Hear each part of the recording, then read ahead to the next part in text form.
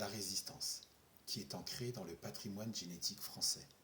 La résistance, en mémoire aux résistants et aux patriotes français, mais aussi aux tirailleurs sénégalais et aux dissidents martiniquais qui ont œuvré pour la libération de la France.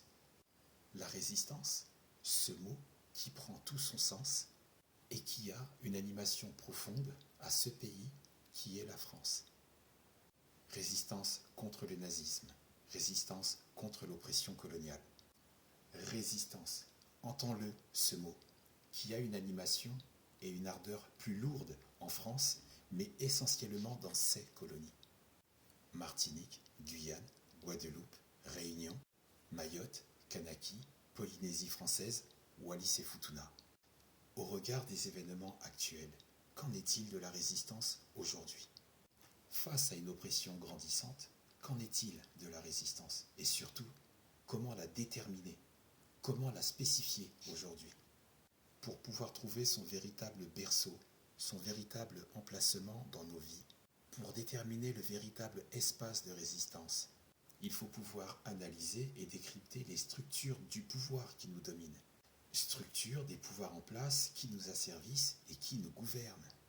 Il faut donc définir l'ère, la véritable place de résistance pour lire, déchiffrer, décoder les structures de pouvoir qui nous tyrannisent et qui nous oppriment toutes et tous.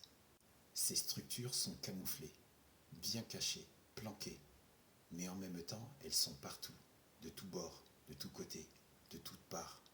Elles sont dans les gouvernements, dans les événements sportifs, dans les tables rondes des universités, dans les médias de masse qui sont à la solde des gouvernements, médias qui nagent dans le slip de Bolo, Ray.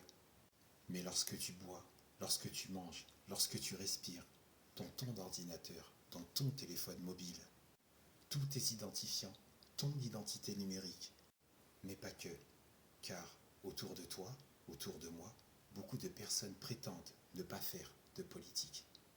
Beaucoup de personnes disent refuser ou de participer à tout acte ou tout geste politique. Ils veulent exercer leurs droits, ou plutôt emprunter une direction apolitique. L'envie de se tenir en dehors de la vie politique. Mais en 2024, c'est quasiment impossible avec un téléphone mobile entre les mains, comme le mien, comme le tien, toi qui me regardes.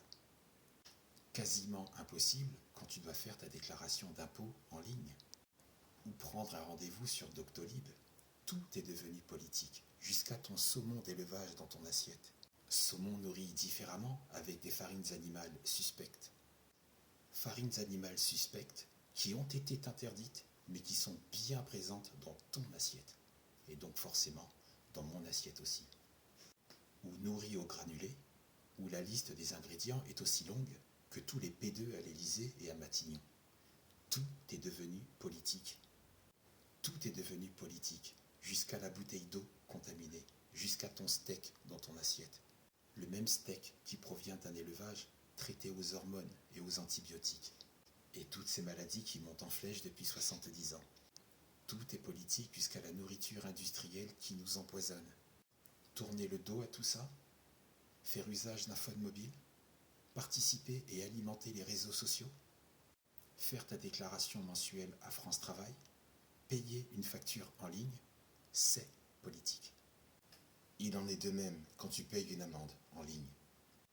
Tourner le dos à tout ça en se disant refuser tout engagement politique, l'engagement ou la défense d'une cause, d'une idée, d'un mode de vie, revient à laisser le champ libre à ces structures de pouvoir. Laisser le champ libre à ces structures de pouvoir de décider à ta place, de décider de ta vie et de ta destinée. C'est donc offrir à ces structures de pouvoir de te soumettre et d'accepter ce qu'elles t'imposent. Tout être humain est conditionné pour obéir et grandir. Lui dire comment il doit apprendre. Lui dire ce qu'il doit apprendre et savoir. Ce qu'il est autorisé à dire et sous quelle forme il est autorisé à l'exprimer. Qu'avec le temps tu acquiers de la sagesse, c'est la version qu'ils ont fait germer dans ta tête. Alors que cette version n'est que le maquillage d'une autre version qui profite aux privilégiés, qui profite aux blindés. cette autre version qu'ils se gardent, qui ne veulent pas administrer au peuple, car s'il y a des pauvres, c'est pour entretenir les riches. Tu taffes à l'usine pour un riche. Si le riche grossit, c'est grâce à toutes ses forces vives, les employés. Il a besoin de petites mains travailleuses, sous-payées, pour se gaver.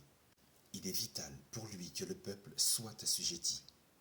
Car s'il existe aujourd'hui des ultra-riches, c'est grâce au dur labeur des moins riches. C'est aussi grâce au dur labeur des classes moyennes. C'est aussi grâce au dur labeur des sous-payés et des plus pauvres.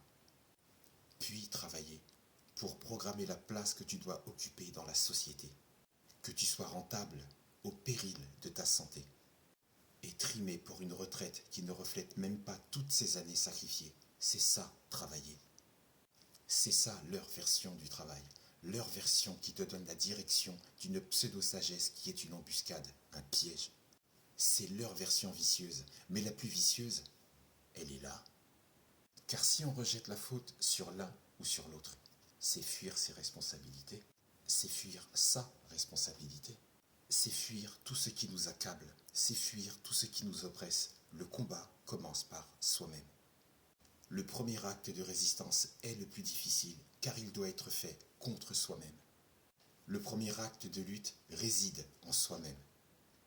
Mais la véritable question, sommes-nous tous en capacité à le comprendre? Sommes-nous tous assez courageux pour le faire?